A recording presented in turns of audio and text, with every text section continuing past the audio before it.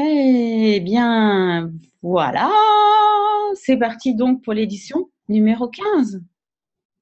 Numéro 15 déjà. Oui.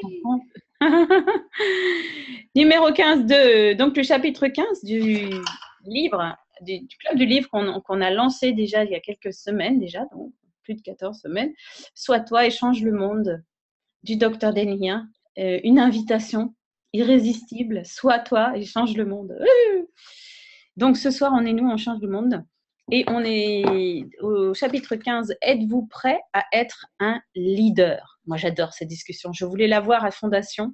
Je dois t'avouer, Sophie. Sophie Belliveau est avec nous ce soir. Virginie Aymar et Sophie Belliveau, on est votre facilitatrice Being You ce soir. Salut Sophie, avant que je me lance dans mon explication, je te dis bonsoir. Bonsoir Virginie, bonsoir tout le monde. Contente d'être avec vous. Ça fait 3 semaines que je ne suis pas avec vous autres. Donc, Ah. Et contente d'être- Sophie, elle est au Canada, elle est à Montréal. Oui, je suis à Montréal, je suis de retour à Montréal. Puis, on a eu de la neige hier à Montréal. Au mois de mai. Ouais. Juste comme ça, point de vue intéressant. Non. Ouh!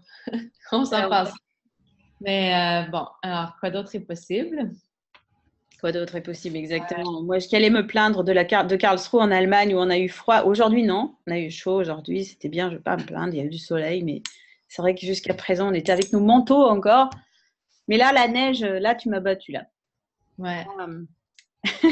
On l'a seulement vu, elle n'est pas restée sur le sol, mais on l'a vu tomber quand même. Ah, bon, mais quand même, c'est de la neige. Et c'est quand même près de 0 degré. Donc, c'est quand même, ouais, pas mal. Pas mal pour un mois de mai. Ouais.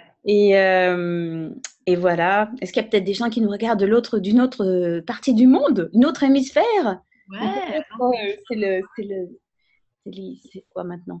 Là, on est au printemps, donc ça doit être dans l'hémisphère sud de l'automne, si ça se trouve. Mais l'automne, enfin bref, ça peut pas être pire que le printemps ici. Donc, enfin, bref. Alors, point de vue intéressant, comme j'ai dit, tout à fait par rapport à tout ça. Donc, chapitre 15 aujourd'hui. Êtes-vous prêt à être un leader? Donc, j'étais en train de commencer l'histoire que pendant toute la classe fondation, pas toute la classe, moi, dire le troisième, quatrième jour, je m'étais posé la question plusieurs fois. Mais je veux parler à Gary Eden de ce sujet-là. Parce que c'était le sujet qui était dans ma tête, qui était présent en moi. Parce que je connaissais ces discussions, être un leader. Qu'est-ce que ça veut dire être un leader? Qu'est-ce que ça veut dire être le leader dans sa vie, dans sa propre vie? Ouh. Est-ce qu'on est prêt à être les leaders de notre vie? Alors, Est-ce qu'on est prêt? C'est ça, c'est la bonne question. Hein? Ben, la bonne question, pas tout ça, mais c'est vraiment la question. Hein? Qu'est-ce que c'est un leader pour chacun de nous?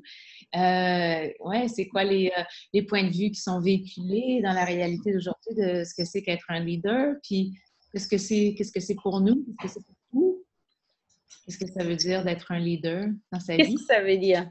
Qu'est-ce que ça veut dire? Qu'est-ce que ça veut dire? Alors, justement, commençons le Une belle chapitre. explication simple. Oui, il y a une belle explication simple dès le début du chapitre. Tu veux Allez, commencer? c'est parti. Tu veux commencer ou tu veux vas-y. Ou je commence, comme tu veux. Comme tu veux, je pense que tu avais l'énergie qui était C'est partie. comme Là. ça là. Alors, on commence et après tu lis, on fait intermittence. Ouais, ouais. La perspective de ce qu'être un leader veut dire est totalement différente de celle de la plupart des gens. De mon point de vue, être un leader, c'est être capable de savoir ce que vous savez. Ah, j'aime entendre. Et de suivre cette direction, que l'on vous suive ou pas. Cela n'exclut personne, parce que tout le monde peut se joindre à vous, s'ils le choisissent. Voilà ce qu'est être un leader pour moi. Dans cette réalité, pour être un leader, vous devez avoir des adeptes. Je ne suis absolument pas d'accord. Mon point de vue est que pour être un leader, vous devez savoir mener votre propre barque. Et si quelqu'un vous suit parce que vous avez des idées brillantes, pas de problème. Mais si vous êtes véritablement un leader, vous leur permettrez de savoir ce qu'ils savent et vous ne leur demanderez simplement pas de vous suivre. C'est un concept de leadership complètement différent. Pour moi, c'est ce qui est requis si nous devons changer de voie sur cette planète maintenant. Être un leader, c'est être prêt à accéder à ce que vous savez et à aller dans ce sens. C'est aussi simple que cela. C'est avoir suffisamment confiance en vous et en votre savoir, même si ce savoir ne correspond pas au point de vue des autres. C'est puissant quand même, hein? Ouh! Wow. Moi, j'avais besoin d'entendre ça encore. Ouais. Oui, c'est puissant quand même parce que moi, quand je réalisais le chapitre, que c'est vraiment, puis il parle de comment c'est important, c'est là où on est rendu, puis c'est vraiment important parce que c'est de reconnaître à quel point tout le monde est différent, puis si tout le monde choisit de savoir ce qu'il sait, puis on devient ça dans notre vie, toutes les différences qu'on présente et qu'on offre, tout ce qu'on offre à la planète et au monde, c'est comme avoir un grand menu de choix de ce qui est possible, ce qu'on pensait pas être possible, parce qu'on a tous des différences, on est tous uniques, on a toutes des idées différentes, on a toutes des façons d'être différentes. Donc, moi, c'est ça que ça m'évoque. Ça m'évoque une espèce d'énergie de « Ah, mais regarde tous les choix qu'on a maintenant, des choses qu'on pensait pas être possibles avant, qui sont possibles parce qu'il y a une personne qui choisit d'être ça. » Et moi, j'aime beaucoup l'idée qu'on n'ait pas besoin d'avoir des adeptes, en fait. Que dans cette réalité, c'est vrai que c'est comme ça, que c'est ce que ça veut dire, être un leader, et qu'on a besoin de convaincre, on a besoin de pousser, en fait, les gens à venir vers nous. Il y a une énergie de force là-dedans, une énergie dure, quoi. Où il y a une histoire de forcer la main, de forcer le terrain, de forcer tout. Et c'est pas l'énergie de l'invitation, c'est pas l'énergie de la possibilité, c'est pas l'énergie de chacun est dans son savoir, chacun sait, mais le fait de, comme tu l'as super bien dit là, le fait de savoir que tu sais et de suivre ça pour toi. Moi, si c'est pas ça, c'est quoi? C'est d'être quand même l'invitation à chaque instant que tu choisis ta voie, tu suis l'énergie, que tu es là pour toi. Même si personne ne te comprend, mais si toi, tu es vrai avec toi, que tu es présente avec toi, avec ce que tu vis, avec ce qui est là pour toi, et voilà, tu imprimes un chemin. Et voilà, c'est beau. Qu'est-ce que tu penses? On continue la lecture, qu'est-ce que tu dis, toi? C'est un beau concept. Oui. Ouais. Tu continues? Oui, je peux continuer. Ouais. Alors, 1,6 km en 4 minutes. Laissez-moi vous donner un exemple. À l'heure actuelle, il est très commun pour les coureurs masculins professionnels d'être capables de courir 1,6 km en moins de 4 minutes.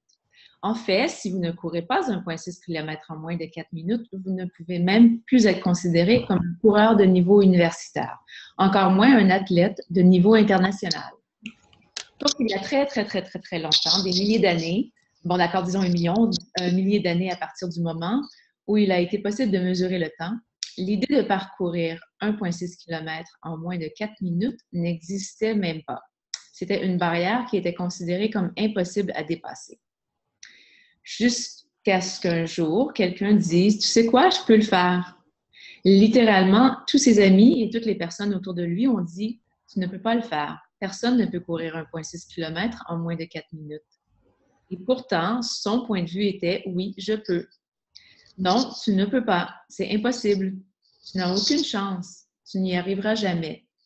Voilà ce que disait son entourage. Et lui de dire « Regardez-moi. » Il l'a fait. En 1954, Roger Bannister a dépassé la barrière des 4 minutes. Tout le monde a alors vu que c'était possible. Et maintenant, tout le monde court 1,6 km en moins de 4 minutes. Maintenant, c'est plutôt OK. Maintenant, on peut descendre à 3,55 ou à 3,45. Peut-on descendre à 3,40? Un standard totalement différent a ainsi été créé par une personne prête à devenir un leader. Et si vous saviez que vous pouvez être exactement ce genre de contribution pour les autres, même dans vos choix les plus petits? Ouais, donc tous les endroits où on a tous décidé qu'on ne pouvait pas faire quelque chose qu'on savait, à quelque part on savait qu'il était possible.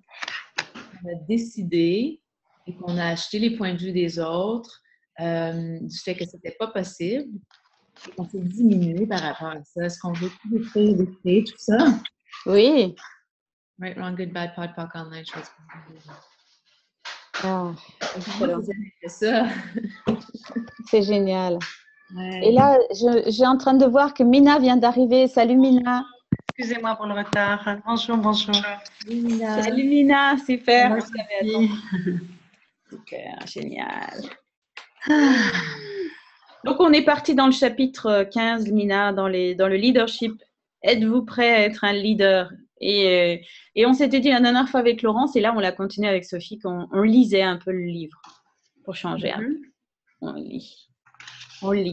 Et on se plonge dans l'énergie du chapitre. D'accord. Voilà. Donc, on en est à la page 337. Comme le chapitre est court, il est assez court, moyennement court. Alors, s'il y a d'autres qui ont des questions, Simina, tu as envie de dire quelque chose sur le thème déjà d'entrée de jeu? Ou tu es OK de rentrer comme ça dans le… Bon, moi, je voudrais juste dire que c'est magnifique si on arrive à vraiment être le leader de sa propre vie. Ouais. Et un leader qui, effectivement, on arrive au jugement qui continue de tracer en fonction de ses convictions intérieures et de son aspiration sans être atteint par les points de vue, les jugements des autres. Et en fait, on est tous des leaders dans notre propre vie. Combien de fois on s'est réduit pour ne pas être le leader de notre vie? Donc, ce chapitre des jugements, moi, il me plaît beaucoup. Je crois vraiment qu'à la limite, si on devait retenir qu'une chose, ça serait ça. Imagine, tu travailles le matin, tu ne te juges plus personne ne te juge. Tu fais tout ce que tu as envie, tout ce que tu sens à l'intérieur. Waouh!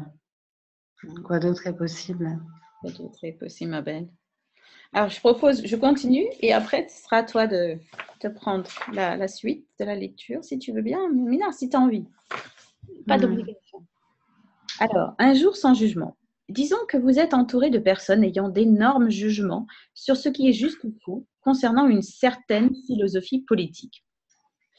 Et vous savez que vous pouvez soit juger cela comme juste ou faux, soit simplement percevoir cela comme étant les points de vue intéressants d'autres personnes. Quoi? Eh bien, quand vous jugez quelque chose comme étant bien ou mal, vous contribuez à ce que cela existe. Vous lui donnez plus d'énergie. Vous le rendez plus solide et moins facile à changer. Et si vous aviez la possibilité de vous débarrasser de ce besoin d'avoir raison, quand c'est votre point de vue, et de juger les autres comme ayant tort, et si nous pouvions plutôt réaliser que nous avons tous des points de vue et que certains points de vue que nous n'apprécions pas forcément maintenant sont peut-être en mesure de contribuer à faire évoluer la planète? Et si une des étapes pour devenir un leader était de dépasser le jugement? Comme tu dis, Mina. De mon point de vue, la conscience inclut tout et ne juge rien. C'est l'espace où tout peut être exactement comme c'est, sans que nous ayons besoin de juger de quelque façon que ce soit. Imaginez que vous vous réveillez et que tous les jugements dans votre tête aient disparu. Et que vous passiez toute la journée sans aucun jugement, quoi que vous fassiez. À quoi ressemblerait cette journée? Pouvez-vous imaginer une journée sans jugement? Vous savez quoi? C'est possible. On ne nous a simplement pas appris à le faire, ni en apprécier la valeur. Si un nombre suffisant d'entre nous sortait du jugement avec cette exigence, quoi qu'il arrive, j'arrête de juger, le monde commencerait à changer. Êtes-vous prêts maintenant?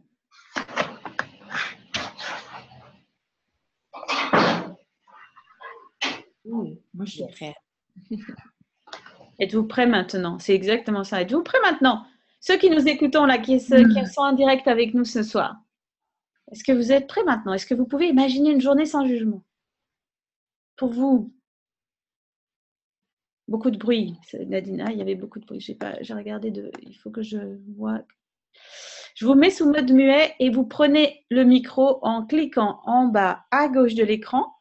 Votre curseur, vous faites descendre le curseur et vous voyez le petit microphone. Alors, si vous êtes sur mode muet, il est barré en rouge. Et si vous voulez prendre le micro, vous cliquez dessus et vous avez la possibilité de prendre la parole, ok? Donc, s'il y a du bruit, il faut que je coupe le micro. Okay.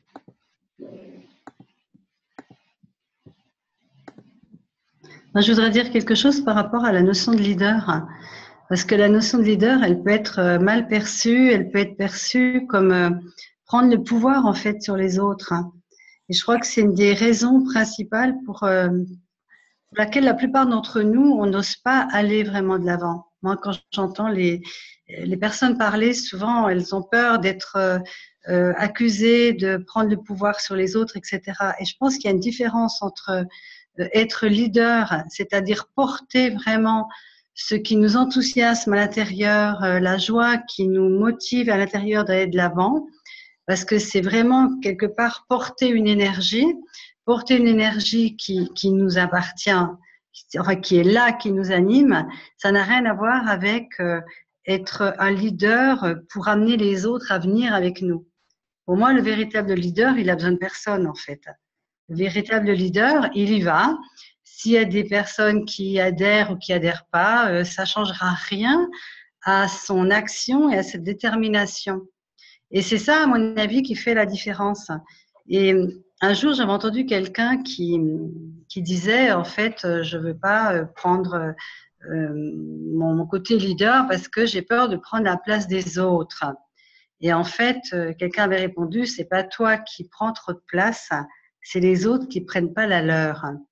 Et ça me paraît vraiment important, cette notion-là. Combien d'entre nous ont peur d'oser être? Puisque c'est ça aussi le livre de Dane. C'est sois toi et change le monde. Sois toi, même si le monde entier te juge, même si tes amis te jugent. Sois toi et même si tu es tout seul à avancer dans la direction que tu as choisie. Et cette notion de non-jugement, c'est vrai que si on arrivait à ne plus du tout, prendre les jugements des autres pour nous réduire, imaginez simplement ce que tous les gens qui ont cette force intérieure de créer des nouveaux sentiers, des nouveaux chemins, ils n'auraient besoin de personne derrière eux. Et ça donnerait à d'autres l'envie de le faire, parce que c'est ça. Si nous prenons notre place de leader, nous qui sommes ici, vous qui êtes là, eh bien, en fait, on la prend pas pour se la péter, comme on dit, on la prend pas pour avoir de l'ascendant du pouvoir sur l'autre. Par contre, ça permet aux autres de faire la même chose. Et je trouve que ce que tu as dit là, à un moment donné, je pense à la politique, enfin à ce qui s'est joué ces derniers temps au niveau politique. Moi, je dis souvent la véritable politique, c'est vraiment de vivre, de libérer tout ce qui nous empêche d'être la splendeur de que nous sommes. La preuve, c'est que ce qu'on a vu et ce qu'on entend encore sur Internet, c'est terrible, ce n'est que du jugement. Et même du jugement après, en plus, la politique, après les élections. C'est comme un virus, finalement. Et on a l'impression qu'en fait, la plupart des gens de l'humanité a chopé le virus du jugement. Mais c'est ça qui nous rend si malheureux, qui nous réduit, qui nous empêche d'oser donner de nouvelles idées, etc. Wow, imaginez ça. Tout le monde qui se rencontre dans la rue, on observe juste les différences. Ça, c'est la véritable liberté.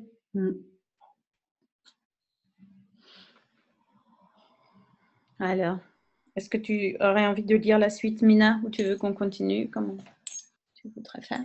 Moi, j'aime pas trop lire. Vous voulez lire, vous? J'ai du mal à lire, je me sens pas... Sophie, tu voudrais continuer? Page 338. Demander le changement. J'aime bien voir ça. Demander le changement, oui, puis ça vient... Ça vient juste là, bien après ce que vient de dire Mina.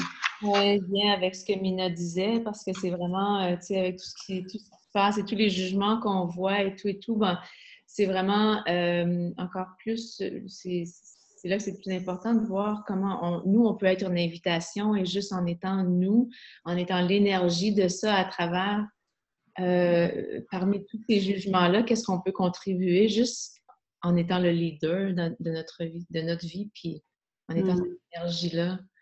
Ouais. Alors, demander le changement. Laissez-moi résumer. La première étape pour être un leader conscient, c'est de vous faire confiance et de suivre votre savoir. La deuxième étape, c'est d'arrêter de vous juger ou de juger qui que ce soit ou quoi que ce soit. Parce qu'alors, vous pouvez vraiment être présent avec tout et sans aucun point de vue. La troisième étape, c'est de commencer à poser des questions dans votre vie. Donc, comment ça marche? Quand vous voyez quelque chose comme la marée noire dans le golfe du Mexique en 2010, ce que j'ai entendu de la plupart des gens, c'était c'est une telle catastrophe, c'est une chose si terrible, c'est une telle catastrophe, c'est une chose si terrible, c'est une telle catastrophe, c'est une chose si terrible. Je demandais aux gens qui étaient suffisamment ouverts pour l'entendre, c'était vous êtes conscient qu'en ayant continuellement ce point de vue, vous créez plus de catastrophes? Parce que votre énergie, votre point de vue fixe contribue à créer cela. C'est ce que la science nous apprend. Quand nous observons une molécule, nous la changeons. La raison pour laquelle nous la transformons est que nous avons le point de vue que nous lui imposons. Et si nous pouvions être sans jugement et sans point de vue fixe, à un tel degré que nous pourrions observer cette molécule et l'inviter à changer plutôt que de la conduire à changer pour correspondre à nos conclusions. Sophie, je ne sais pas si c'est moi, mais j'ai du mal à t'entendre. Parfois, comme si ça coupait un petit peu. Est-ce que ton... Je sais pas. J'ai peut-être les oreilles. Les oreilles peut-être. Du bruit, là, mais... T'entends du bruit? C'est peut-être ça aussi. Des fois, quand le bruit vient d'un autre... J'entends du bruit. De celui qui parle. Ouais. Je vais mettre mes écouteurs. Peut-être que ça va... Est-ce que vous m'entendez mieux? Essaye. Là, ouais, je t'entends bien. Ouais? OK. Alors, vous me faites signe si ça coupe. Et si le fait que nous n'ayons aucun jugement sur les molécules qui nous entourent nous permettrait d'avoir une telle connexion avec elles que nous pourrions les inviter à changer quand nous le souhaitons? La chose suivante que je leur demandais était « Voudriez-vous changer cela? » Ils me regardaient comme si je les avais frappés avec un marteau sur la tête. « Que veux-tu dire par changer cela? » Je leur répondais de simplement poser une question. Que faudrait-il pour que cela change? Que faudrait-il pour défaire cette catastrophe écologique? Ils me regardaient alors du genre « Oh mon Dieu, je n'y avais jamais pensé. » Je ne faisais que me lamenter sur le fait que c'était un problème. Que se passerait-il pour chaque chose que nous voulions changer? Poser une question était simplement le point de départ de ce changement. Au sein d'Access, nous avons en permanence posé cette question. Pouvons-nous faire quoi que ce soit pour le golf aujourd'hui? À quoi pouvons-nous contribuer aujourd'hui? Nous avons posé ces questions chaque matin durant 2 mois et demi. Pouvons-nous faire quoi que ce soit pour changer cela? Pouvons-nous faire quoi que ce soit pour changer cela? Et nous obtenions toujours un non. Un jour, ça a été un oui. Et apparemment, c'est le jour où ils ont mis fin à la fuite. Alors, un jour, à un moment spécifique, nous avons envoyé un email à toutes les personnes ayant participé à des classes d'Access Consciousness en leur demandant de contribuer par leur énergie à changer les dégâts écologiques dans le golfe du Mexique. 3 jours plus tard, un article paru le 27 juillet dans le New York Times expliquait combien les scientifiques étaient étonnés par la vitesse à laquelle le pétrole disparaissait.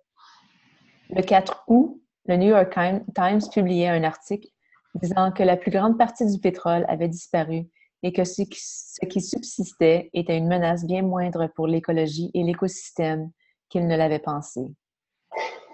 Ça a été un moment où nous avons tous pu rassembler nos énergies sans jugement en étant totalement dans la question. Du style, nous ne savons pas ce qui peut arriver, mais faisons quelque chose et utilisons toute la puissance que nous avons de disponible. Remarquez bien, s'il vous plaît, que la seule chose que nous ayons demandé, c'est un changement pour les dégâts écologiques, pas ce à quoi cela devait ressembler. Maintenant, est-ce que ce sont seulement les personnes d'Access Consciousness qui ont contribué à changer ça? Peut-être. Mais vous savez quoi? Peut-être était-ce chaque personne désireuse de changer cette possibilité dans le golfe et qui avait le point de vue que cela était possible. Ce qui est important, ce n'est pas qui l'a changé, mais que ça ait changé. Et ensemble, nous avons cette capacité. Peut-être que ce sont les bactéries qui ont dit « Hey, nous, on peut aider ici », comme les animaux qui accourent à la rescousse dans le film Avatar. Ce qui est excitant, c'est que ce niveau de changement est possible. Ce n'est pas seulement possible, c'est arrivé. C'est génial. Demander le changement. C'est excellent. Hein. Donc, 3 étapes. 1. Être un leader, c'est vous faire confiance, suivre votre savoir. 2e étape, c'est d'arrêter de vous juger ou de juger quoi que ce soit. Le jugement, point de vue intéressant, on finit les jugements. 3e étape, poser les questions. Et se poser les questions là, comme il le décrit là, en disant qu'est-ce qu'on pourrait changer par rapport à des situations, par rapport à ce qui se passe dans le… Moi, je le remarque dans ce genre de questions, ce questionnement en fait, ce mode de questionnement, c'est quelque chose qui est arrivé très fort dans ma vie par le biais d'Access et l'entraînement à changer à amener cette façon d'être dans la vie. Moi, je vois par exemple dans le cadre de mon travail, c'est quelque chose qui change complètement parce que les gens qui vont se lamenter sur des choses qui sont pas correctement, qui sont pas comme pourraient être optimum ou je sais pas quoi. Le fait de se placer en tant que ok, qu'est-ce qu'il faudrait pour changer cela? Rien qu'en posant cette question-là, on est dans un leadership en fait, puisqu'on est dans amener la possibilité du changement là où tout le monde se met en arrière, se dit voilà, il y a une sorte d'abandon en fait dans la non-question. C'est comme si on abandonnait quoi. C'est comme si on se laissait finalement emporter par les vagues quoi, si on reste dans la métaphore de la mer. Alors que là, il y a waouh, en se posant la question, on est présent, on est dans l'avant et on est dans la suggestion et dans la possibilité de la création nouvelle, quoi. Il y a quelque chose de très fort dans cette façon d'entrer comme ça. Oui, on est dans la question, on est dans la possibilité. Puis avant ça, juste d'être une énergie différente puis de ne pas juger. Tu sais, quand on est parmi, comme tu parles au bureau, puis quand tous les gens sont comme… j'étais dans des situations comme ça dernièrement, puis c'est comme, on entend les gens se plaindre, puis c'est tellement facile de vibrer à cette fréquence-là, hein? Fait que si on n'a pas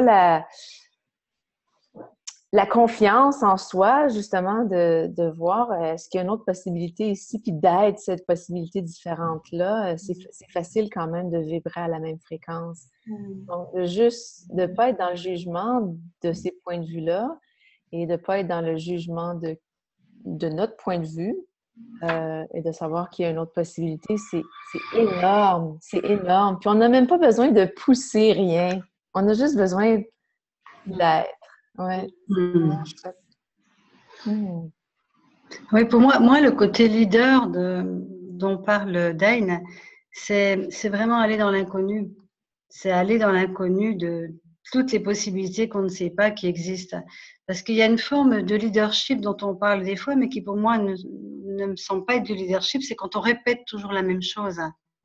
C'est un peu comme les entreprises, quand tu as une entreprise et que tu continues toujours de la faire fonctionner de la même manière, en fait, tu n'es pas le leader de ton entreprise. Finalement, c'est ton entreprise qui te lead quelque part. Et c'est pour pouvoir aller s'expandre, même quand on a un business ou autre, c'est à travers la question, puisque la question, c'est plonger dans l'inconnu de tous les possibles. C'est aller au-delà de ce que le mental sait déjà, parce qu'en fait, c'est ça. Il y a 2 façons de vivre. Il y a la façon de vivre avec un mental qui fonctionne comme un ordinateur, avec des logiciels, et puis à qui on va demander des choses connues. Mais il n'y a pas de côté leader, là. Il y a un côté, je dirais, même suiveur. Et pour moi, le rôle du leader, si on soit peu qu'il puisse avoir un rôle, c'est vraiment quelqu'un qui est un aventurier. En fait, un leader, pour moi, c'est un aventurier. C'est un aventurier qui prend des chemins qu'il ne connaît pas, juste en posant des questions, comme vous le disiez. Et la question, elle nous amène, c'est un peu notre radar, c'est un peu notre boussole. En fait, on pose la question et tout d'un coup, avec le percevoir, le savoir, l'être et le recevoir, on va aller là, mais on ne sait même pas pourquoi on y va. Pour moi, le véritable leadership, c'est d'aller en fait là où on ne sait pas où on va. Ce qui paraît paradoxal, les gens peuvent même penser que c'est complètement débile, mais c'est justement là qu'il y a quelque chose de nouveau et de fort. Et l'exemple que vous avez donné là par rapport au golf, il y en a un qui est récent mais qui m'avait beaucoup marqué. Je ne sais plus à quelle époque, il y a eu un lac qui a été extrêmement pollué. Et les scientifiques étaient venus tester et ils avaient défini qu'il fallait au moins 100 ans pour que le lac se régénère. Et en fait, c'était pas des gens d'Access, mais c'était quand même des gens qui étaient autour et qui priaient et qui demandaient d'autres possibilités, un peu comme ceux qui demandaient la pluie, au Mexique ou autre. Et en fait, le miracle, parce que le miracle, c'est ça, mais c'est tout le temps quand on pose des questions, c'est qu'au bout de très peu de temps, la pollution a commencé à diminuer, ce qui était impossible pour les scientifiques dans la base de connaissances qu'ils avaient. Mais en fait, ce qu'ils se sont rendus compte, c'est qu'est apparue une algue totalement inconnue. Personne ne savait d'où elle venait. Et cette algue, son boulot, ça a été de manger toute la pollution. Donc, c'est extraordinaire. Et si on était resté à un niveau intellectuel ou mental dans la connaissance d'un savoir déjà connu, est-ce que les gens auraient eu l'idée de poser les questions? Parce que finalement, la prière, si on regarde bien, je ne parle pas des lamentations, mais je parle de la prière, le fameux demande et tu recevras qu'on a entendu il y a 2000 ans, pour ceux qui y étaient. Eh bien, quand on demande vraiment, quand on prie vraiment et pas dans un sens de lamentation, il y a des choses qui se manifestent. Et si chacun de nous passions notre temps à demander quelle contribution puis-je recevoir aujourd'hui pour ma vie et puis pour des choses nouvelles et pour du changement qui ferait que cette réalité et que cette humanité pourrait prendre un nouveau tournant et plus de joie et plus de créativité, c'est là qu'en fait la magie, elle opère, elle arrive. Et le véritable leader, c'est celui qui s'est posé des questions ouvertes. Voilà. Questions, bien sûr, sans attendre une réponse précise. Ouais. Imaginez tous les dirigeants, tous ceux qui ont des responsabilités importantes et qui poseraient tous ensemble la question qu'est-ce que c'est, qu'est-ce qu'on en fait, comment on peut changer ça, qu'est-ce qu'on peut créer, générer tous ensemble, qu'on n'a pas encore seulement imaginé. Et imaginez simplement qu'on transmette ça dans les écoles. Que tout petit déjà, il y ait cette notion d'être un leader, mais le leader pas pour entraîner les autres en fait.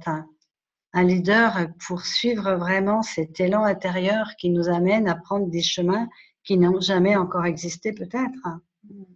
Ouais. C'est aimer le risque d'être vivant et le risque d'être différent aussi. Les leaders qui sont les plus inspirants, souvent, c'est les gens qui parlent pas tout le temps, mais qui écoutent aussi à la fois, qui écoutent, qui sont à l'écoute des autres, puis qui se posent des questions, justement. Ouais, moi j'ai travaillé dans le monde corporatif pendant longtemps, puis un des leaders qui m'a le plus impressionné, c'était un vice-président pour lequel j'avais travaillé, puis lui, il posait toujours des questions. Puis ça fait de ça une quinzaine d'années, puis il m'impressionnait parce qu'il parlait pas beaucoup, mais dans les meetings, il posait toujours des questions. Puis aujourd'hui, je pense encore à lui. Maintenant que je suis dans Access, je me dis, oui, il savait ce qu'il faisait. C'est lui, moi je travaillais au niveau des compagnies aériennes, puis c'est lui qui a commencé, vous connaissez toutes les alliances dans les compagnies aériennes, le Star Alliance et tout. C'est lui qui a commencé ça, donc une vingtaine d'années. Parce que c'était le genre qui posait des questions, donc il a créé quelque chose qui n'existait pas avant. Puis c'est rare, malheureusement, jusqu'à ce jour-là, c'est rare dans les corporations, mais c'est ces gens-là qui sont les plus inspirants parce que ils n'imposent rien et des fois, c'est les plus tranquilles aussi. Intéressant. Ouais. Ils n'ont pas d'idée fixe, en fait. Non. Rien à imposer et à prouver. Ouais, c'est ça. Ouais. Alors, rien à prouver, c'est ça. Justement, en parlant d'écoute, là, je vois qu'il y a pas mal de commentaires dans le chat de ce soir et donc j'aimerais inviter les personnes qui ont envie de partager des choses avec nous, des questions ou par rapport à ce qu'on a évoqué là sur le leadership. Peut-être que finalement j'ai fait un plan puis je change le plan. Peut-être qu'on laisse une partie de la lecture pour après parce que là j'ai envie d'écouter les gens. Et alors, je vois Cathy a écrit « Oui, je suis prête. J'ai même essayé à mon niveau de suivre cela dans mon travail. » Donc, quand on parlait de fait d'avancer sur son chemin. Et Cela m'a amené à quitter mon poste. Les gens autour de moi n'ont pas accepté ma façon d'être qui les a dérangés. Moi, j'aurais bien aimé avoir un peu plus d'informations là de Cathy, si tu as envie de nous partager quelque chose. Qu'est-ce qui t'a fait sentir que ta décision là, c'était justement d'être le leader dans ta vie, peut-être?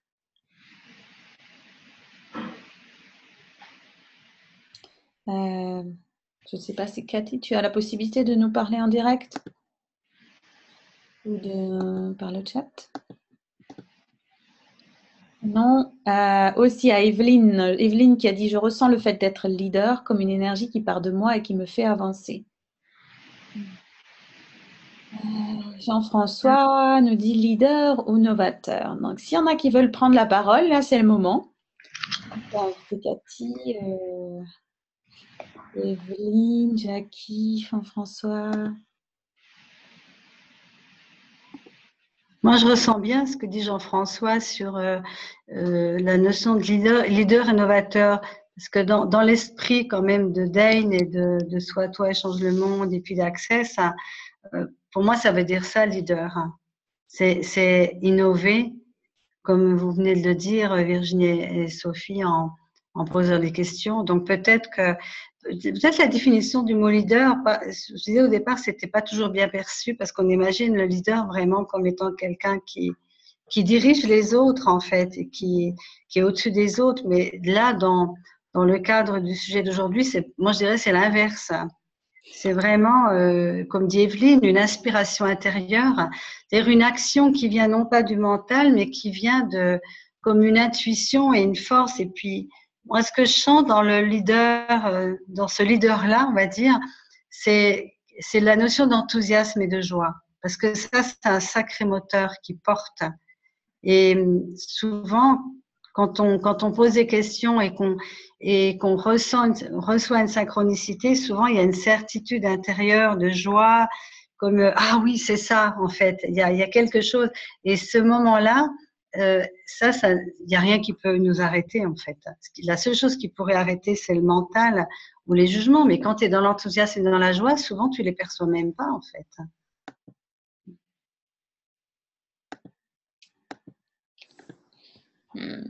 Je vais parler. Bonjour. Bonjour, Evelyne. C'est une première. Je réponds par rapport à l'innover. Innover, oui, pour moi, innover, c'est partir de soi. Donc, c'est amener quelque chose d'original, donc de neuf.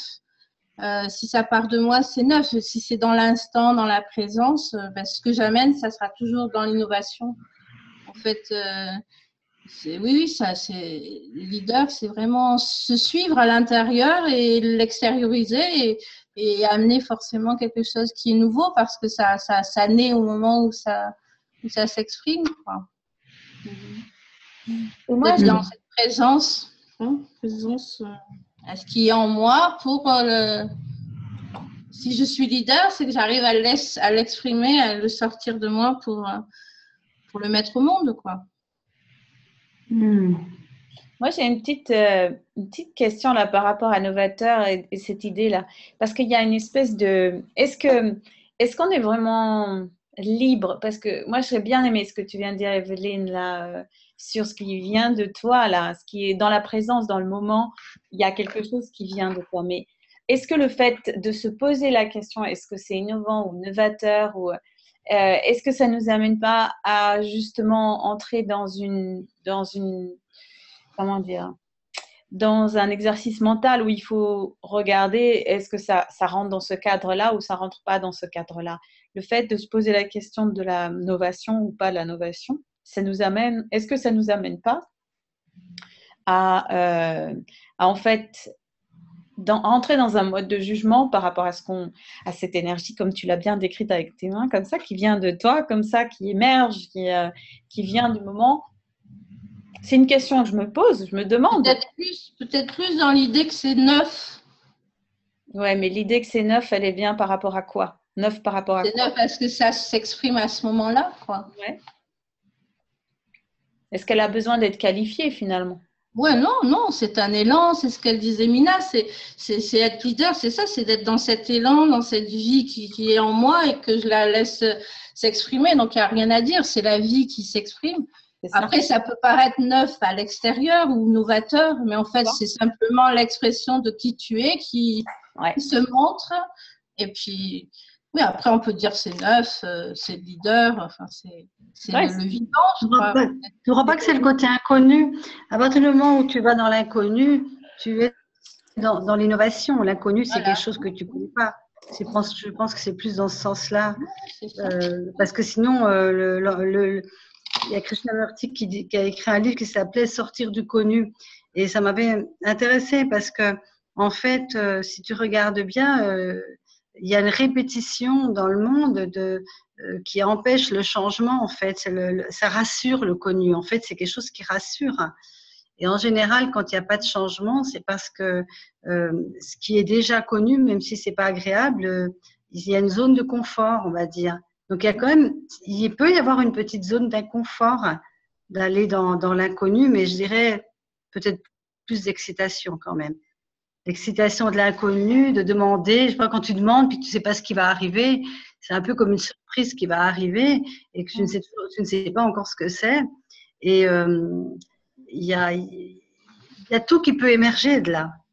Donc, c'est quand même quelque chose de nouveau, l'inconnu. Je ne vois pas très bien comment on pourrait le définir autrement. Ceci dit, c'est vrai on pourrait dès qu'il y a une qualification à quelque chose, ça fixe. Alors, donc, il faudrait même plus faire le book club, alors. Hein. Oui, c'est vrai. Mais c'est ça, si on n'avait pas à le définir, hein? Si on n'avait pas à définir de l'être.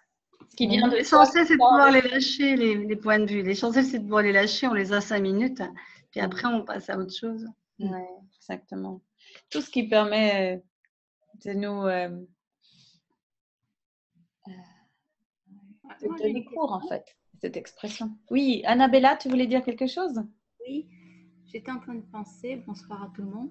Annabella, on t'entend très, très doucement. Oui, là, ça va, là? C'était un peu mieux. Ça va? Oui. Moi, je voulais. C'est une première pour moi aussi. Bonsoir à tout le monde. Je vous appelle du Portugal et je vous suis. Oui. Et pour moi, c'était leader, justement. Est-ce que nous ne sommes pas tous leaders? Et ce qui nous empêche d'être leaders dans notre vie, c'est justement cette peur des jugements, de prendre notre place de leader justement dans ce que faisons dans la vie, hein, pas forcément thérapeute ou autre chose. C'est justement cette peur des jugements et de prendre notre place. Parce que je pense que nous naissons tous leaders de quelque chose, que nous avons tous quelque chose à donner dans ce monde. Et c'est ce que je pensais, ça. Et enfin, moi, je parle beaucoup pour moi, mais je vois beaucoup de ça autour de moi. Donc, qu'est-ce qu'il faudrait, Annabella, pour choisir autre chose que ça? Choisir au-delà de la peur, choisir au-delà de ça. Qu'est-ce qu'il y aurait au-delà de ça?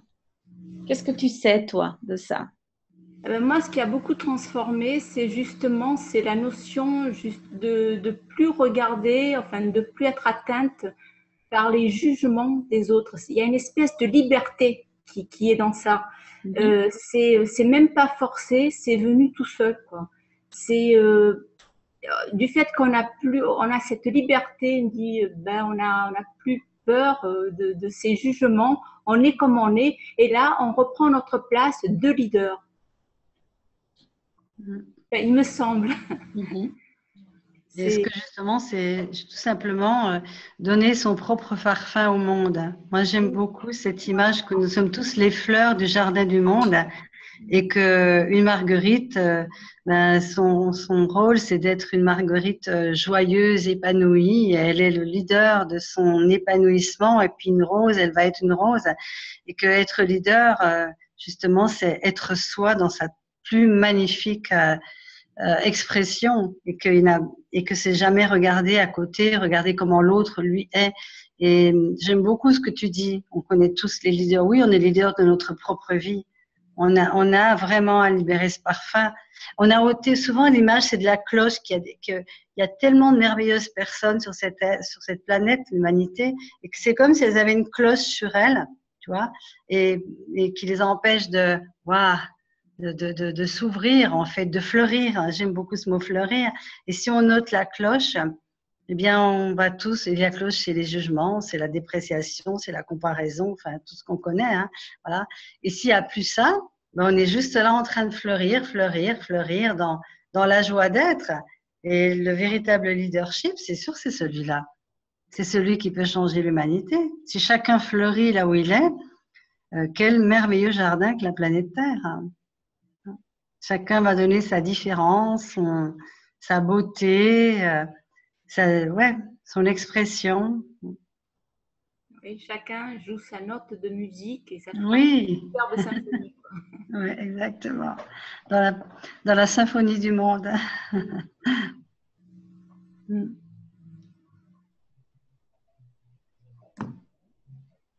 C'est vrai qu'on imagine un orchestre. J'aime bien cette notion d'un orchestre. Et quand on regarde les immenses orchestres philharmoniques qui donnent quelque chose de tellement merveilleux, tu vois toutes ces êtres ensemble qui jouent des instruments différents. Et quand ils sont en train de jouer et ils ne s'occupent pas du voisin, comment ils jouent, ils donnent le meilleur d'eux-mêmes, de tout ce qu'ils aiment, dans la joie. Et ça donne un résultat absolument fabuleux. Et chacun a sa place. Il n'y a pas une petite place. C'est-à-dire que chaque instrument de musique, quel qu'il soit, il va contribuer à cette symphonie. Et j'aime beaucoup cette comparaison, quelque part, on serait nous aussi ces instruments de musique, chacun à notre place, la symphonie du monde. Une symphonie, possibilité. Alors, il nous reste 8 minutes là, et là je me demandais, quelle serait la plus grande contribution là pour ce soir? Questions? Est-ce qu'il y a d'autres questions encore ou d'autres gens qui aimeraient intervenir là, qui aimeraient partager ou pas partager, mais donner une impulsion? Ou est-ce que ce serait une inspiration? Qu'est-ce qui pourrait nous amener à l'expression d'être ce leader pour nous, dans notre vie? De changer le monde par ça, parce qu'on est. Moi, j'aime bien l'exemple comme Annabella et Mina ont parlé là, de la fleur. Quand tu parlais des fleurs dans le jardin, Mina, tout au long de notre conversation, c'est un peu ce que je vois. Les fleurs, elles sont une contribution. Elles ne jugent pas les autres fleurs. Et puis elles fleurissent. Et si on pouvait tous être ça, puis même quand elles meurent, elles ne jugent pas ça. Elles perdent des pétales. Elles ne jugent pas la perte de leurs pétales. C'est juste c'est la contribution à la terre. Puis c'est vraiment, ouais, pour moi, qu'est-ce que ça prendrait pour qu'on fleurisse tous comme ça? Parce qu'on est tous uniques, au lieu de... Parce que si on s'arrête à regarder les autres, bien, on coupe la fluidité de notre énergie, de notre mouvement, de notre contribution.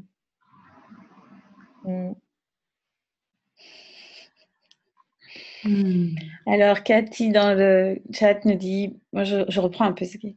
Pour moi, c'est la lecture des mémoires d'Adrien de Yourcenar qui m'a toujours guidée. Être leader, c'est faire émerger quelque chose qui permet au groupe d'avancer sans jugement. C'est être un médium de cette énergie du groupe et la porter plus loin. C'était Cathy. De Jocelyne. Je viens de vivre des moments difficiles avec un parent ayant la maladie d'Alzheimer et je me sentais sombrer. La semaine passée, j'ai choisi de penser à moi en faisant des choses qui me plaisent. Et c'est bizarre, mais tout est devenu plus facile. Je me dis que là, je suis devenue un leader. Yes. Mais justement, c'est peut-être ça, c'est facile d'être un leader. C'est peut-être là où on peut sentir que c'est vraiment là. Parce que c'est facile si on fait ce qu'on aime et si on fait ce qui nous anime et qui nous fait fleurir. Donc, en fait, c'est être un leader, voilà, c'est quelque chose qui nous amuse, qui nous fait plaisir, qui nous épanouit et puis qui contribue à tout le reste, en fait. Et puis rien à prouver, pas besoin de dire là j'ai une idée super, je suis super leader, suivez-moi. Je pense que le véritable leader, il n'a pas besoin qu'on le suive. C'est vraiment la notion de joie, d'enthousiasme, de facilité. C'est vraiment une clé incroyable dans Access et dans ce livre aussi. J'ai encore eu des témoignages là cette semaine où j'animais un stage et je voyais à quel point ce livre est une contribution en fait, alors différemment suivant les chapitres. C'est intéressant, mais c'est incroyable. Hein. Je me dis que c'est magnifique quoi d'avoir eu cette possibilité de pouvoir faire ce book club et puis d'en parler, de donner envie. Il y a beaucoup de personnes en fait qui l'ont acheté ensuite. Et Dane nous a fait vraiment un sacré cadeau parce que la façon aussi dont il écrit, avec les exemples, avec sa vulnérabilité aussi, justement, il se met pas au-dessus, il raconte aussi ses moments de vulnérabilité. Pour moi, c'est la vie, c'est ça quoi. Le leader, il peut s'écrouler aussi, hein, il peut être voilà, c'est pas être toujours le top, toujours happy, toujours invincible. C'est aussi des moments, voilà, d'ouverture, d'accueil, de laisser être. Il y a quelque chose, je trouve, qui est pas dans la force en fait. Voilà, comme on pourrait l'imaginer quand on parle de leader dans le sens que beaucoup de gens l'entendent. Il peut y avoir une douceur, une grande douceur. Quelque chose de, voilà, qui va de soi.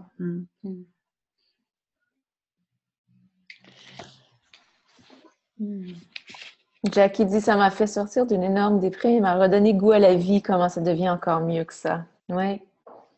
Ouais. Comment?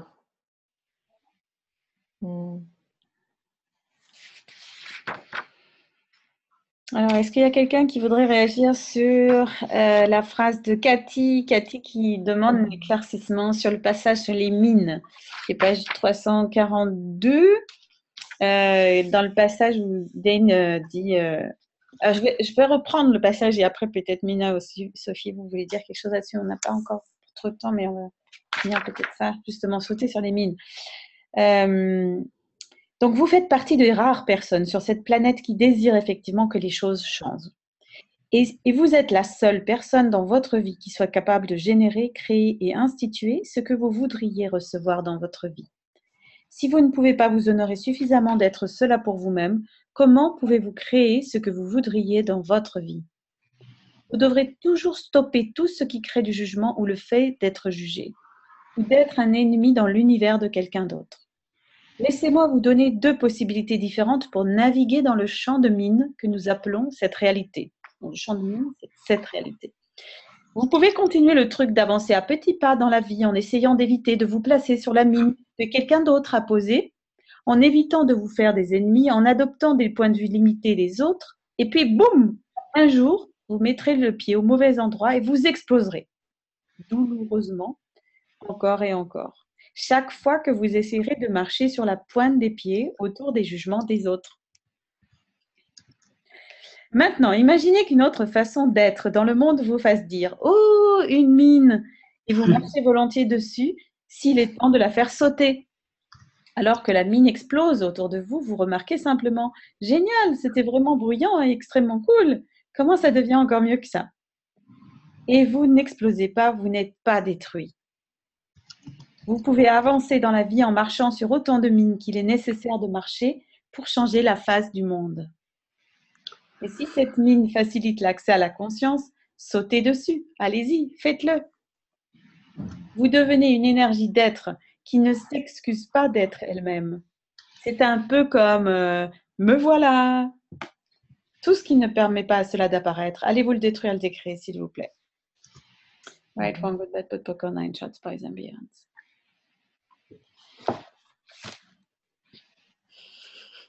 Alors, ça me fait penser à la peur du dragon. Tu sais, dans les contes de fées, tout le monde est paralysé parce qu'il y a un énorme dragon et personne n'avance. Puis tout d'un coup, il y a le courageux chevalier qui va et qui va l'affronter. Et au moment où il l'affronte, le dragon disparaît.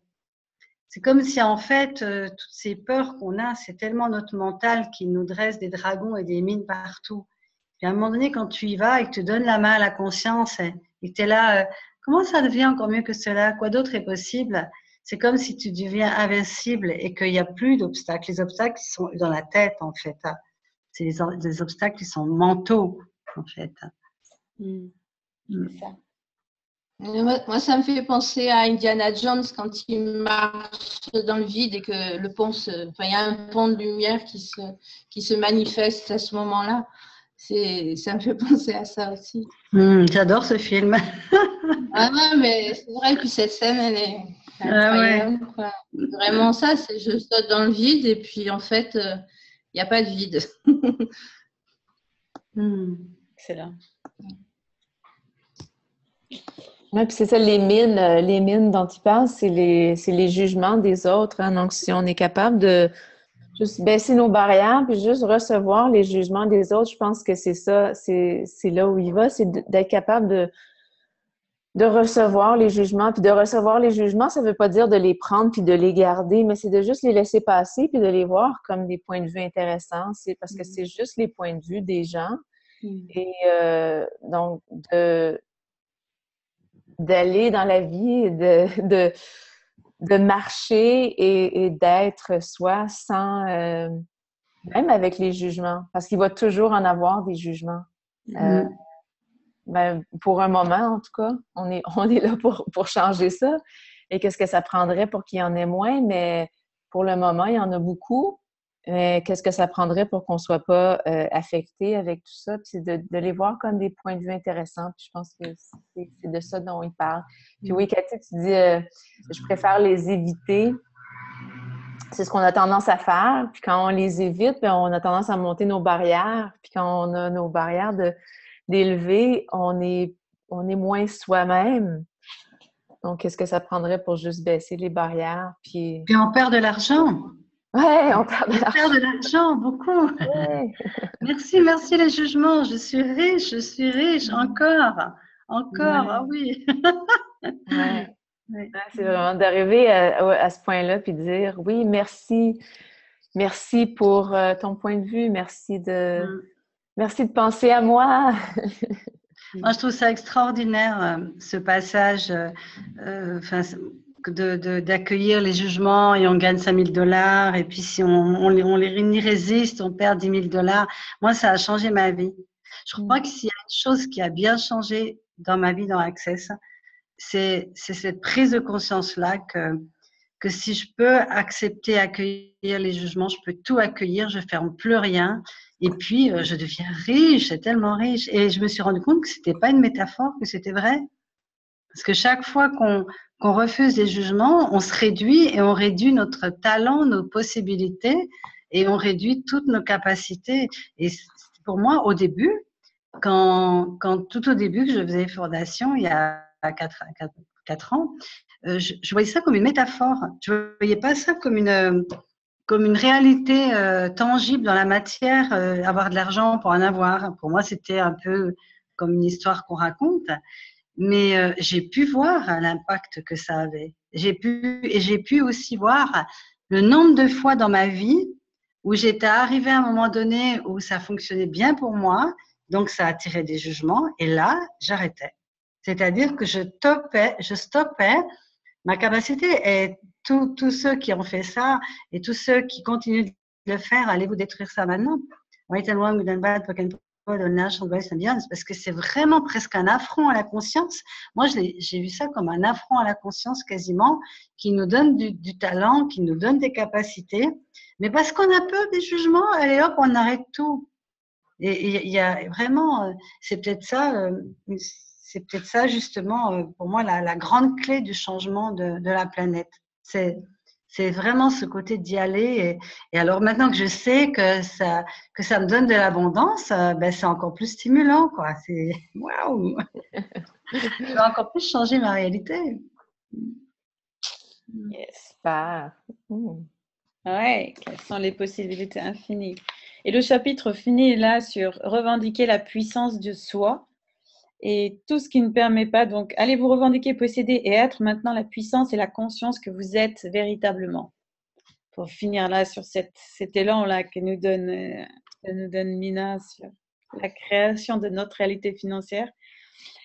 Tout cela, 1, 2, 3.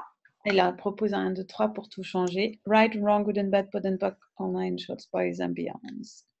Tout ce qui ne permet pas cela d'apparaître avec une aisance totale, d'être la puissance et la conscience que vous êtes véritablement.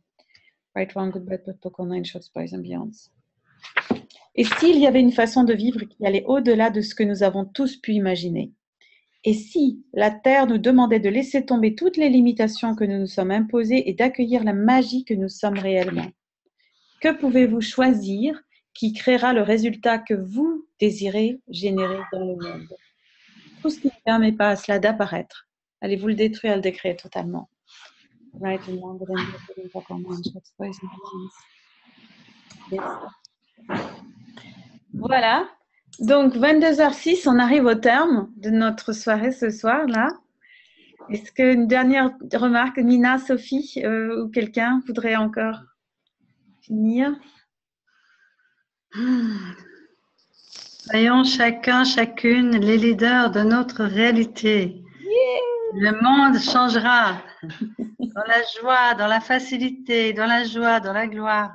Et tous les jugements que cela crée, que cela fait remonter, Oui. allons-nous détruire ou accueillir tout simplement pour plus d'abondance. Yeah. Oui. Yes.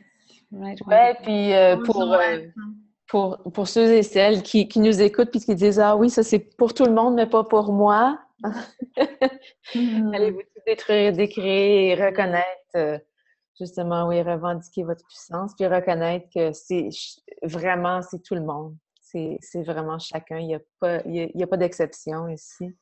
Ouais. On a tous, chacun, quelque chose à contribuer. Yes. Allez contribuer. Soyez cette contribution-là. Yes. Merci Virginie, merci Mina. Merci Sophie, merci Mina. La semaine prochaine, on se retrouve toutes les 4 facilitatrices. Donc, Sophie, Mina, Laurence et moi. Oui, c'est la semaine prochaine, le dernier épisode. Le dernier chapitre, Oui, le chapitre 16. Le dernier chapitre, la semaine prochaine. Donc, il y a des petites choses, des petits éléments à lire encore. Mais c'est le dernier. Donc, la fin et le commencement, en fait. Hein, c'est ça, ça commence comme ça, le dernier, chapitre 16, le commencement. Et voilà, moi, je serai en direct de La Réunion la semaine prochaine, donc ce sera un peu plus tard pour moi. J'espère que je serai encore les yeux ouverts après une journée de fondation. Je vais faciliter là-bas. Et une possibilité aussi de suivre la classe Being You la semaine prochaine avec moi. Je serai donc à La Réunion. Pour ceux qui veulent venir, vous êtes les bienvenus. Ou ceux qui y sont, comment ça devient mieux que ça? Et Sophie et Mina, est-ce que vous avez des classes Being You bientôt là? On peut vous retrouver? Moi, ça sera à Sisteron fin août, voilà, en résidentiel, avec les bars et fondations. Enfin, c'est une semaine d'accès, voilà. En tout cas, La Réunion va vibrer avec toi. Hein. Ils ont de la chance. Hein. Oui. Toi aussi, tu vas être bien là-bas, dis donc. Comment y aller. Comment ça devient mieux que cela? Ouais, comment ça devient mieux que ça? Et Sophie, toi, au Canada? Moi, j'ai une classe Being You le 3 juin, en anglais en fait, et le 3 juillet en français. Oui. Et puis, j'ai une classe de fondation ce week-end qui commence vendredi. Et tout ça à Montréal? À Montréal. Il faut qu'on aille à Montréal te voir, Sophie. Ouais. Yeah. Et en espérant que le printemps arrive. Oui. Un peu de douceur. Bon. Ouais. Gros bisous, les Bon filles. voyage, Virginie. Au revoir à toutes et à tous. Bonsoir à tous et à toutes. Soyez heureux. Yes. Bonsoir. Bonne nuit. Bonne nuit. Ciao.